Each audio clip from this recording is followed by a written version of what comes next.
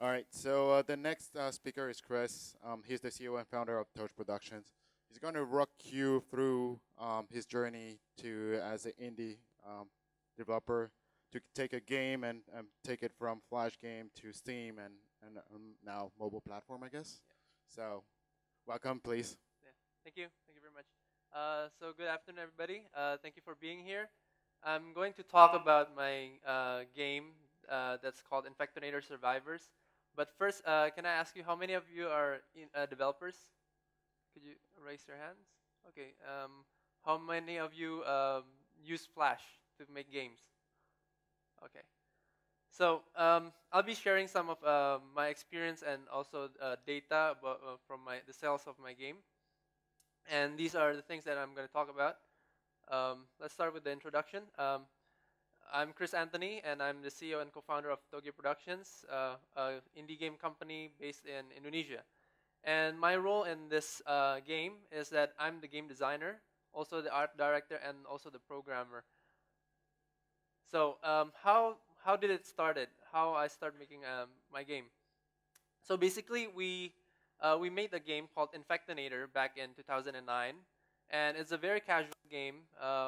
We based on Flash. We use Flash, and it's distributed virally. And the game received quite a success in Flash in the web platform. And so far, we've made 5 iterations of the game, plus 2 mobile versions.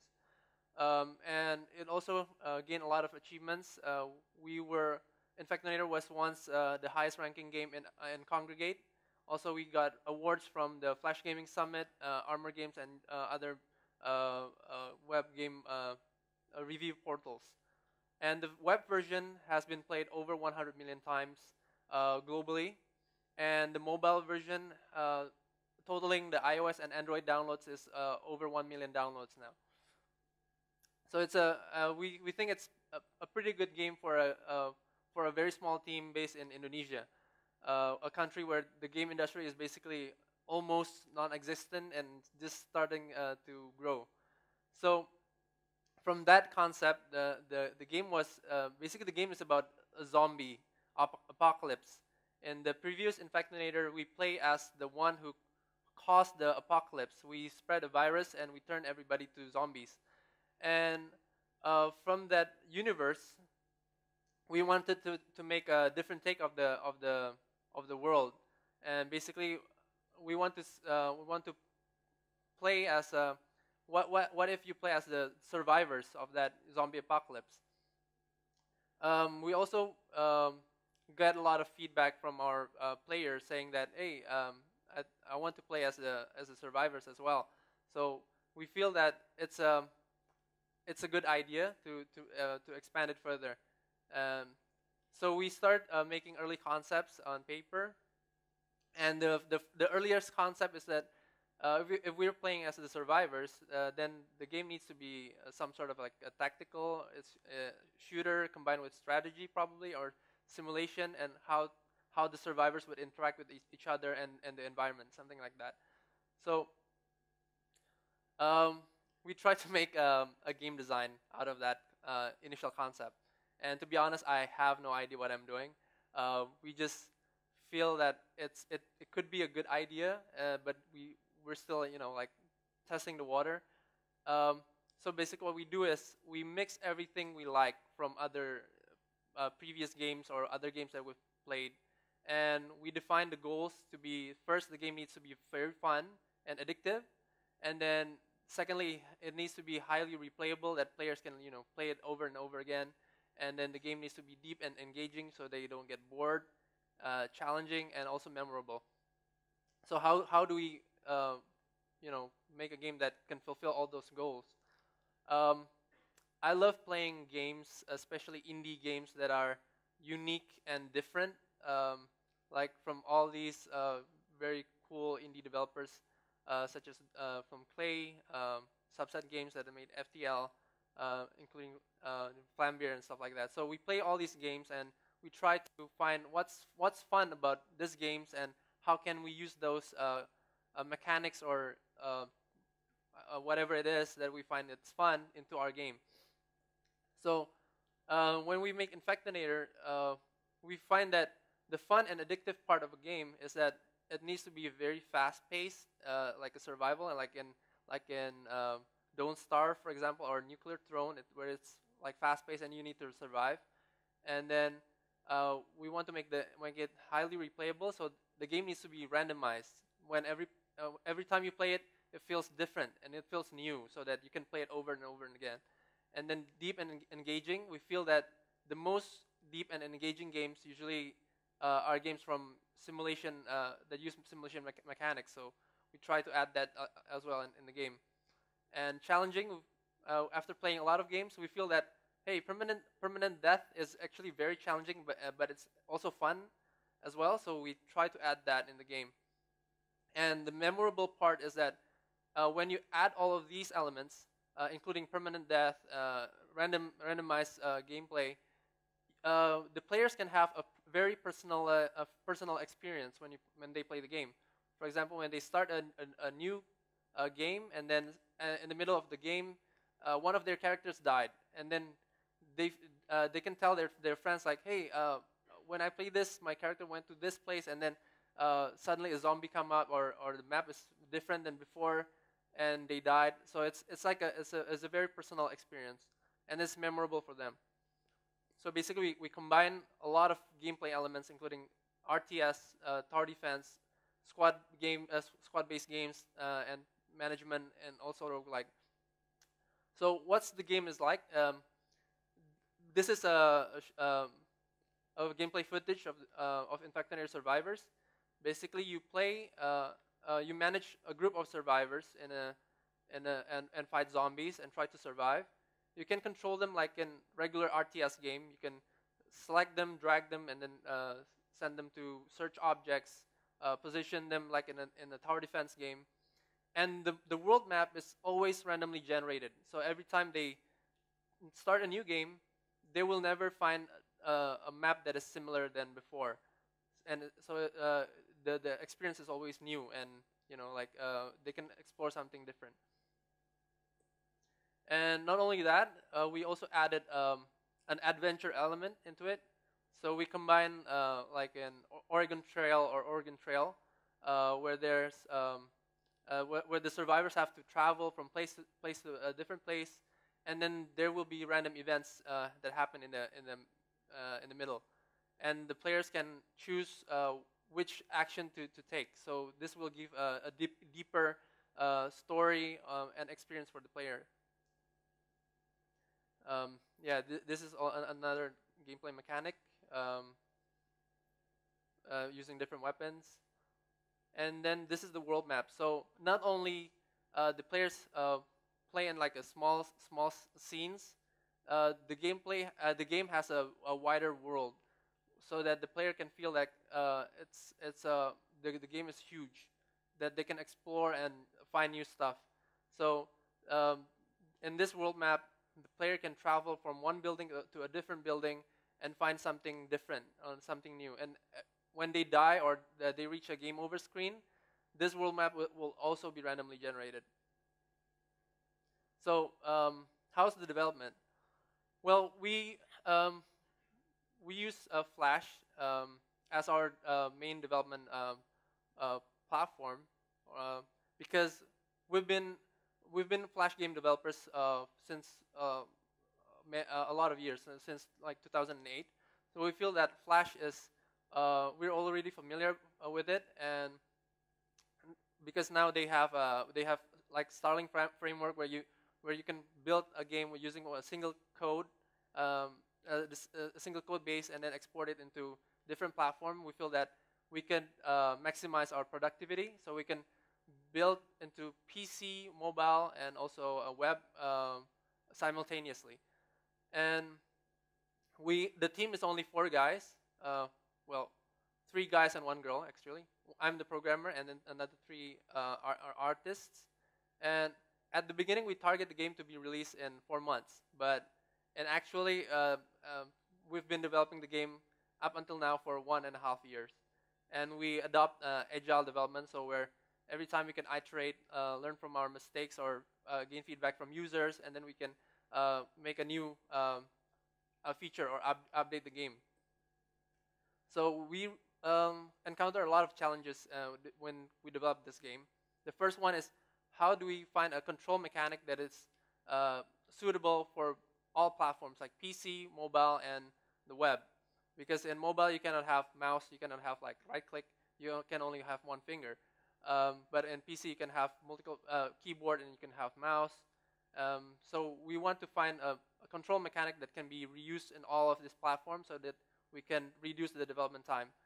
And so we use only one touch for everything, including selecting the units, moving them, and then doing all the actions. So we only use one mouse button.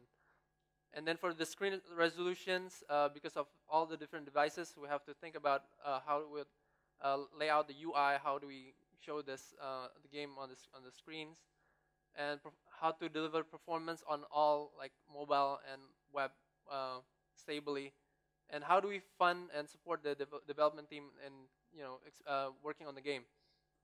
So in terms of screen resolution, our solution was to basically we take a lot of different screen sizes and we put them on top of each other to find an overlapping area. From that overlapping area, we figure out like this is the gameplay area that all devices can use. So we try to focus all the gameplay in that area. So if you see at the screen, there's an area with green tiles and then an area with red tiles. Basically, the green tiles is the area where the gameplay will happen. Like when they play on an iPad or an iPhone, that's the effective area. So we focus everything in there. And outside those area is only like a filler. Basically, the players cannot do anything outside that area. But when the screen becomes bigger or wider, we put additional tiles or objects to fill that area, so that the player feel that like the screen can be like a better experience. And sorry, let me go back to the challenges. And to deliver performance, because we're using Starling, that leverages the Stage 3D and Flash and Adobe Flash, we could deliver a 60 frames per second in iPhone 3GS just by optimizing the code. And in terms of development, we know that after we develop the game for 4 months, we feel that hey, the game could be bigger, but we need to also understand that how do we support the development team if we're trying to make a bigger game.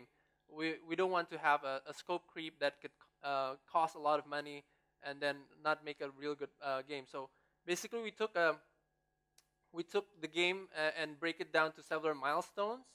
The first one, we make a playable prototype that we can show on GDC San Francisco and also in Casual Connect last year. And from there, we gain feedback from the players. And turns out the game we got a lot of positive feedback.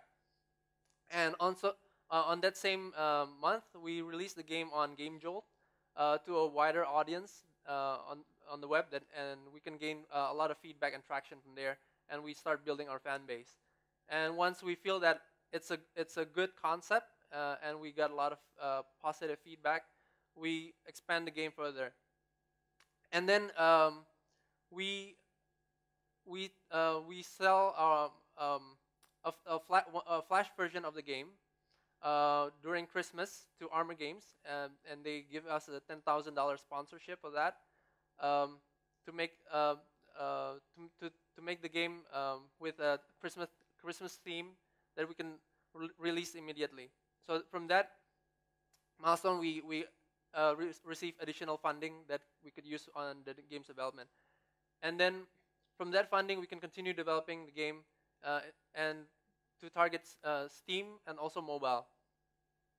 And eventually, by doing this process over and over again, we could continuously expand the game, while in each and every milestone, we could sell a version of the game or monetize a version of the game. And also funding. Why not? There's a lot of crowdfunding that we can, platforms that we can use like Kickstarter and Indiegogo. We decided not to do that because when you go to a crowdfunding, it tends like it will take a lot of your energy and time. So we feel that we could place that energy and time into the game's development itself, rather than managing the community of the early backers and managing the campaign. So we focus all of that into the game's development as well. So instead of crowdfunding, we use we sell the Flash game sponsorship, and we go to Steam Early Access. So when we did the Christmas edition with Armor Games, we also used that version as a marketing tool, because Flash games can have a very wide reach without little to no effort, and we don't have to spend any marketing budget. So we put the game on Armor Games, and it received a 8.8 rating and over 1 million gameplay over like maybe 2 months. So that's a very good marketing tool. And we plan to release the game on other portals as well, but we want to time that release with a milestone of the game. For example, like when we release on Steam Early Access, if we do an update, we will time that with a release of a Flash version demo. So we decided to go to Steam Early Access. Why is that? Because when we look at the PC and mobile user mentality, mobile gamers tend to spend zero budget. They don't want to spend anything more than $5. It would be very hard to sell your game over $5 in a mobile market. But if you look at PC, you can sell a game up to $50 or $60. For an average indie game, you can sell like $15. So we decided to go to Steam first because we want to sell the game at a higher price to a smaller audience to help the game's development, to use that sales to fund our development, and then gradually lower the price. So when we have the game, a complete version of the game, we will release that on mobile and sell it for example, like $5 or $6, and then gradually lower that down. And at the same time, we could make a Steam discount or something like that. So we want to sell our game at a higher price first, and then from there we go like a staircase, lower and lower the price.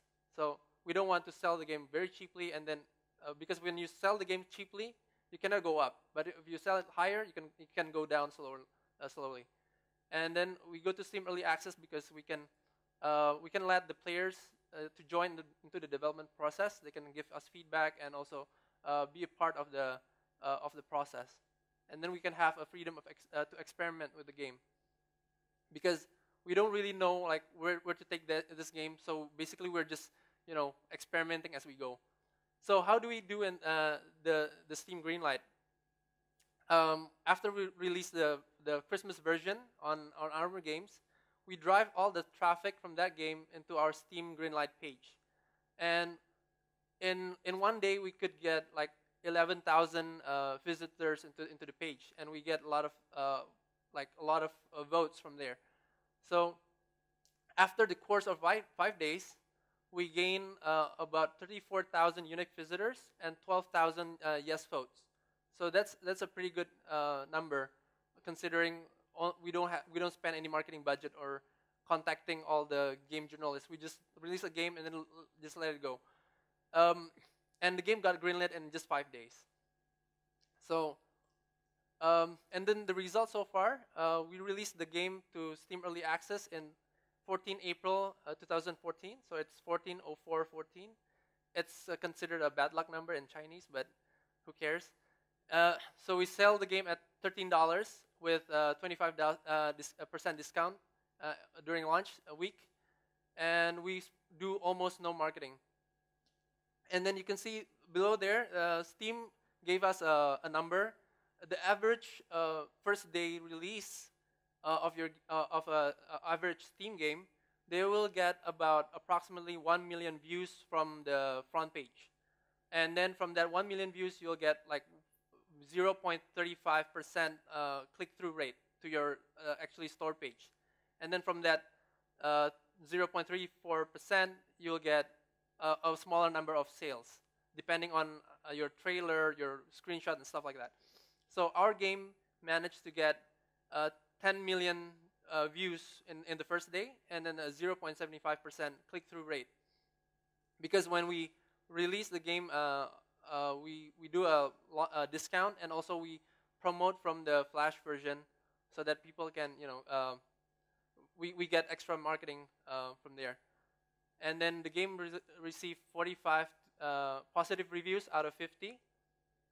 And then we asked Valve to if we can use their characters, their Left 4 Dead characters, and then they said yes. So we also add that in the game, and then we tell all of our previous players from the Flash game portals that we have these additional characters in the Steam. So that helps the sales. And then we sold 1,000 copies on the first day from that. And the lessons we learned is that first, what we did right when we released the game to Steam is that we stay in touch with our early adopters, our gamers from the previous Flash game portals and previous players. So we put a form where they can put their feedback or discuss the game there, and then we maintain regular updates every week so that the players can get something new, so that they feel that it's worth it to spend $13 on a game that's not even complete.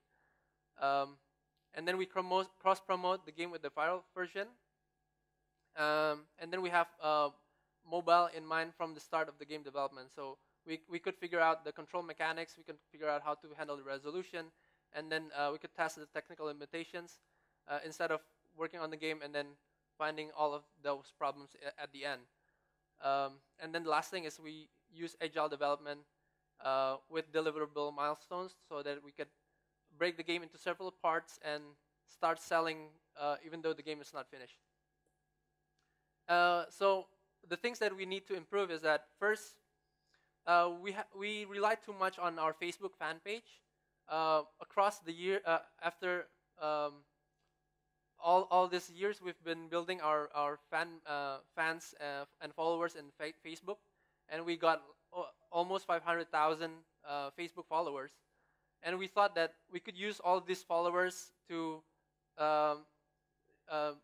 promote the game. We could use Facebook to promote to all of these users. But since Facebook changed their policy regarding posts, now that when we post something, Facebook wants us to pay to boost our posts to people that already followed us. So that doesn't even make sense, but that's how Facebook works now.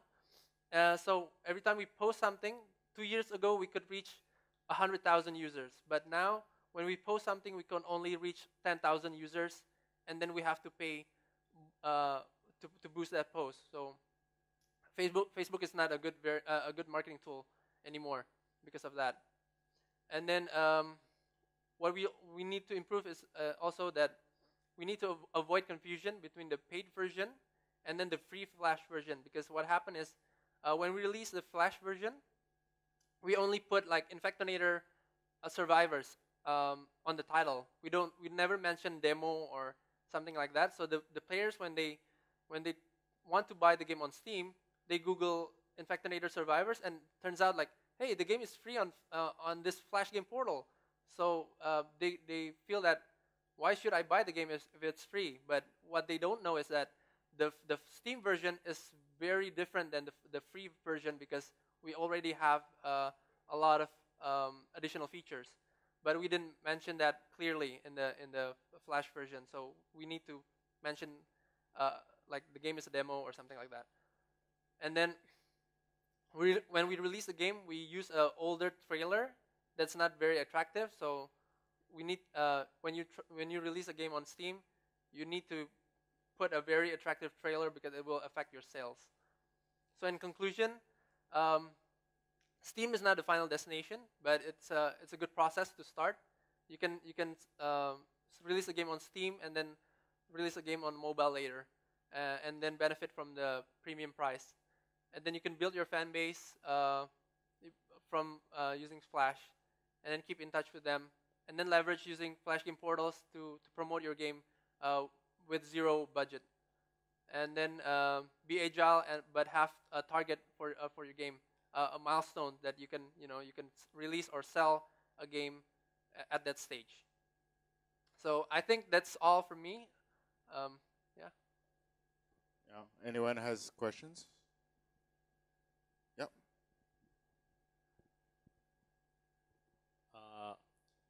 Oh, okay. As a fellow Flash game developer, Indonesians, yeah, I'm quite impressed with what you guys have achieved with the Steam. Though, there's some strategy that we never thought of. The things that I'm very curious about is things like really about like how are you going to sustain, how do you sustain the development costs throughout all these times? Then, like I see that you're actually taking like 1.5 years to actually develop the Flash games. And what are your strategies going forwards? Okay. So how do we sustain the team? Like I mentioned before, we break down the game into several milestones. So when we work the game, like the first 3 months, we already have a playable build that we can showcase to a lot of people. And then from there, we approach a lot of Flash portals, and they interested in sponsoring. So we sell a version of the game to a Flash portal so that we get additional funding, so that we can use that funding to develop the game further. And then we also use the revenue made from the previous Infectonator games, so that helps a lot. And then when we reach Steam Early Access, basically we sustain the development from the game's sales itself, so we can continue making developing the game while selling the game on Steam, even though it's not complete, but we can start selling and then start building the fan base. Okay. Does it answer your question? You have more? And then, because you're doing Steam Early Access, right? So basically what you're going to do is you're going to release new version updates every time you have new updates. So do your players need to download the new updates, or is it automatic update kind of system? It's automatically updated. So when you upload a new build to Steam, you can just check like release, and then all the users will automatically download the new update. And then what I love about Steam is when you have a new update, the players, they don't need to download the whole game. Instead, they only need to download a small chunk what's changed from that game. So that helps a lot.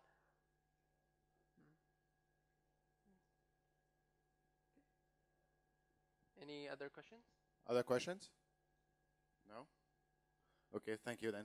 Okay. Well, thank you very much for coming here.